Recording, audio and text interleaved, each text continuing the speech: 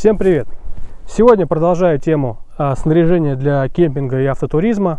Хотел бы поговорить в целом вообще о газовых грилях, кому они нужны, зачем, вообще стоит ли покупать. У меня были тоже сомнения, стоит ли такую большую сумму денег отдавать за газовый гриль, ведь всегда можно разжечь костер, собрать мангал, да, раздуть угли. Но забегая наперед, скажу, что штука превзошла реально все ожидания, потому что экономит очень много времени и крайне удобно на всяких выездах, где нужно быстренько покушать, либо просто не заморачиваясь с костром, не везде это возможно сделать, да, развести костер. Преимущество гриля перед кострами, думаю, все из вас понимают, что у нас есть пожароопасные регионы, пожароопасные сезоны, когда нельзя, да, разжигать костер, чтобы пожар не случился. Есть парки, где запрещено разводить костры, даже мангалы. Плюс это долго, то есть вы приехали, вам нужно напилить дров, если у вас с собой угля нет, то есть напилить дров, наколоть дрова, подождать, пока они прогорят, развести костер, подождать, пока это все прогорит, и потом уже начать готовить пищу. Опять же, то есть если у вас прогорели дрова, вы приготовили, к примеру, шашлык, там мясо, стейки, неважно, там овощи запекли, у вас остается только угли, вам заново нужно разводить костер. Это очень неудобно.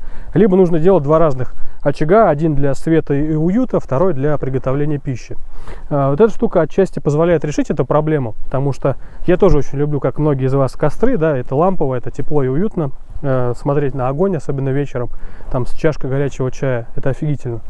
Вот, но чтобы этот костер постоянно не собирать заново после приготовления пищи, теперь у меня вся еда готовится в гриле, даже если есть костер рядом, потому что это, банально, это удобнее. Здесь можно регулировать температуру, можно быстренько там почистил овощи, быстро почистил мясо после овощей, и как бы запах дыма есть всегда, потому что здесь горит жир, который капает, да, на решетку, и дымок, вот, который, говорят, многие будут наверняка писать, вот на костре есть дымок. Здесь дыма не меньше, поверьте. Мы сегодня с вами что-нибудь быстренько приготовим, покажу, что можно буквально за несколько минут что-то там на коленке, какой-то рецепт приготовить и вкусно поесть, не заморачиваясь, да, с углями. Вот, коротко, наверное, о преимуществах газового гриля все. То есть это пожаробезопасность, возможность применения во всяких парках, там, заповедниках, либо где-то еще, потому что нет открытого пламени. Это мобильность, компактность, он чище, потому что нету никакой сажи. И быстрее, потому что 10 минут он разогрелся и можете готовить, особенно в автопутешествиях. Думаю, у меня, если автопутешественники кто-то смотрит, поймут. Время в обрез, потому что рано встаете, весь день едете, там 1000 километров с лишним, хочется уже встать быстрее, обычно это в темноте происходит. Кое-как нашли место для стоянки, уже не до костров обычно. А эту штуку быстро достал, поставил, 10 минут она готова. Вот, коротко сейчас его покажу. Не акцентирую внимание конкретно на этом, я выбрал его только потому, что он, относительно всех остальных грилей довольно-таки бюджетный. Штука газовая гриль вообще не бюджетная сама по себе, но это, скажем так, одна из самых доступных на рынке сейчас там из газовых грилей. Это гриль компании Ogrill, модель 900 МТ. Это самая большая модель в их линейке с самой высокой крышкой, чтобы вот сюда вылезала целиком курица, например, да, можно было запечь. Сейчас я коротко его покажу со всех сторон, покажу, как он выглядит, как он запускается, и что-нибудь на нем приготовим. Поэтому запаситесь чем-нибудь вкусным, потому что слюнки у вас потекут. Погнали!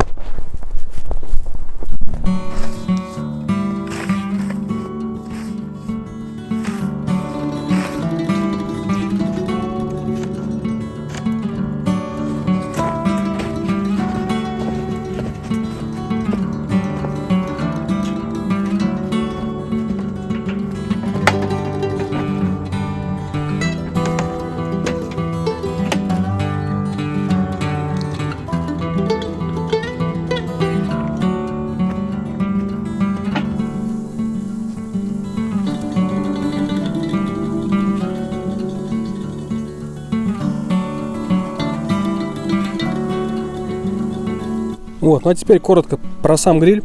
Это компания, как я уже говорил, Ogrill, моделька 900 МТ, самая большая у них в линейке.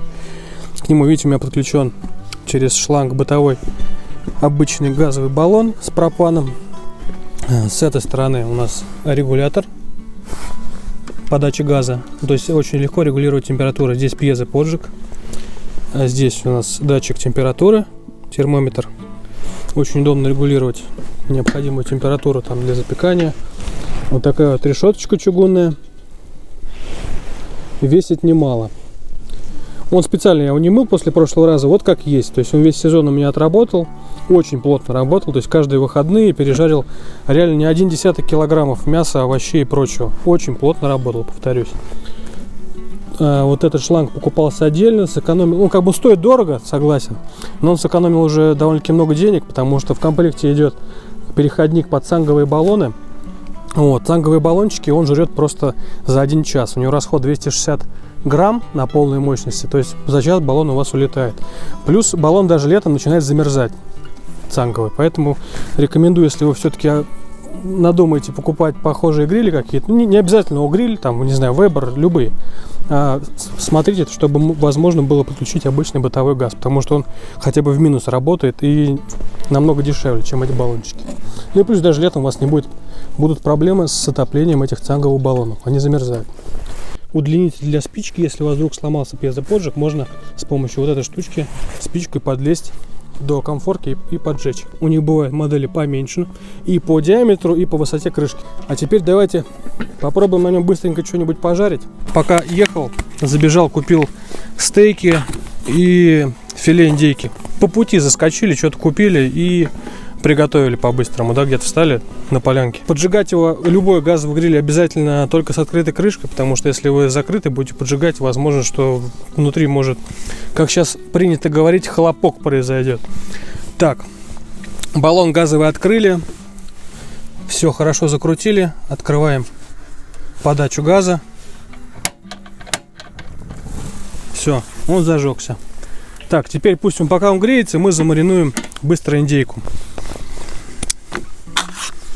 Я обычно использую, как бы, ну, специи не дешевые, но прикольные показались. Хотя здесь банка довольно-таки большая. Мэтью МакКонахи. Тут уже сразу приправы собраны для курицы. И индейки отлично подходят. То есть мы просто посыпаем. Здесь соль же все есть, поэтому, чтобы не заморачиваться, я вот такие использую, очень удобно. Добавили масло, чтобы оно у нас не пригорало и была не такая сухая. Сейчас теперь аккуратненько все дело перемешаем и оставим настаиваться. Кстати, многие почему зачем-то мажут решетку гриля, это неправильно, потому что масло начинает на ней гореть. Нужно мазать сам продукт. Немножко смазали и все. А чтобы она не приставала к решетке, не надо его раньше времени пытаться оттуда сдернуть. Ну, замариновали его, и можно куда-то убрать, чтобы она постояла какое-то время. Также откроем стейки, чтобы они немножко подышали. Хотя сейчас на улице минус, где-то минус 8, поэтому при комнатной температуре у меня нет возможности их подержать, поэтому как есть. Так, пусть стейки дышат. Мусорь, кстати, за собой всегда убирайте, мусорить нехорошо. Особо хотел бы заметить людей, которые пользуются одноразовыми мангалами.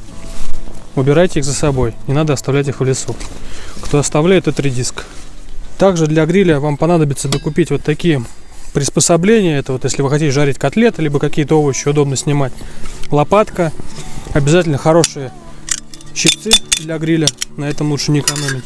И щетка для чистки решетки. Гриль уже прогрелся, более-менее 200 градусов показывает. Решеточку почистим.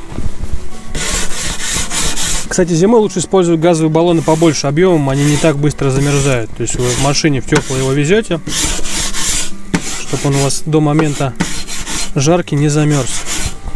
С маленькими баллонами на большом минусе могут быть проблемы. Так, ну гриль у нас прогрелся, решетку мы почистили. Начнем со стейков. Курочка у нас пока, индейка пока маринуется. Немножко просто смажем маслом. Солить, перчить в какой момент, это уже вопрос вкуса. С обеих сторон маслом смазали, чтобы у нас не прилипало. Гриль у нас хорошо прогрелся. И аккуратно выкладываем кусочки посерединке. И засекаем время, чтобы не передержать и не пересушить мясо. Все, ждем пару минут. Это вот к вопросу того, что многие говорят, что якобы на костре с дымком, а на газовом гриле без дымка. Но дыма предостаточно. Когда сгорает жир, когда сгорает масло. В квартире это лучше не повторять. Я изначально брал этот гриль, думал, буду использовать на балконе, но он так сильно дымит, что я отказался от этой идеи. В квартире не вариант. Только если у вас какая-то мега крутая вытяжка. Так, ну что, перевернем.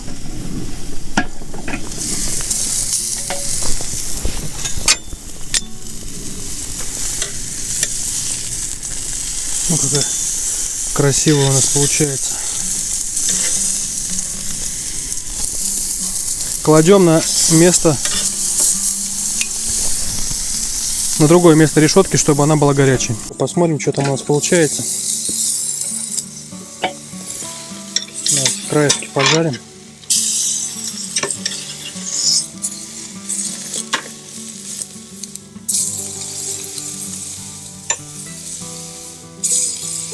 Дыма предостаточно, как я уже говорил. Так как сейчас на улице мороз, я вот с фольгой не буду заморачиваться, там, чтобы они отдыхали. Что, снимаем?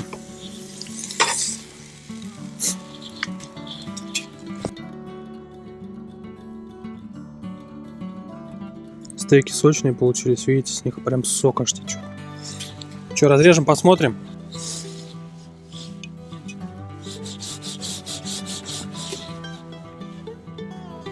Ну, вот отлично.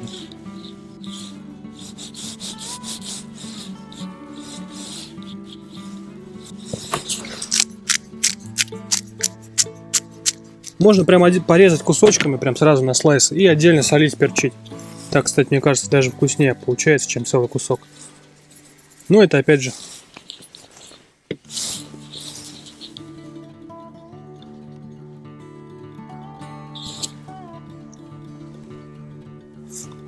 Отличный кусок. Если что-то жуете, приятного вам аппетита.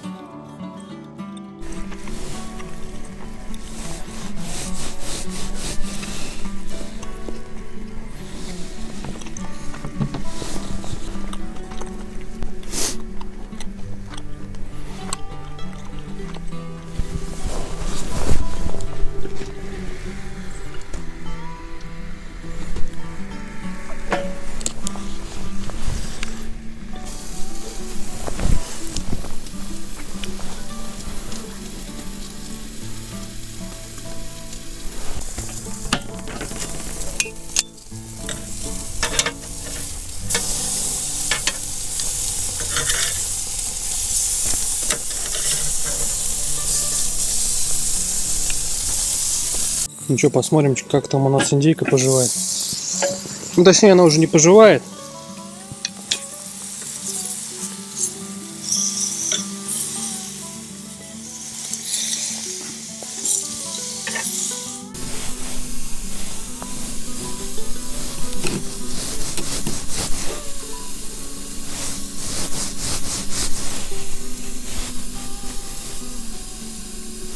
Вот видите, отличное сочное мясо получилось. Потому что здесь как в духовке. Гриль плюс духовку, сверху тоже тепло. Зимой на костре очень сложно сделать, чтобы мясо прожарилось, внутри осталось сочным и не высохло, потому что сверху холодно, а снизу жарко очень. Очень сочно получилось.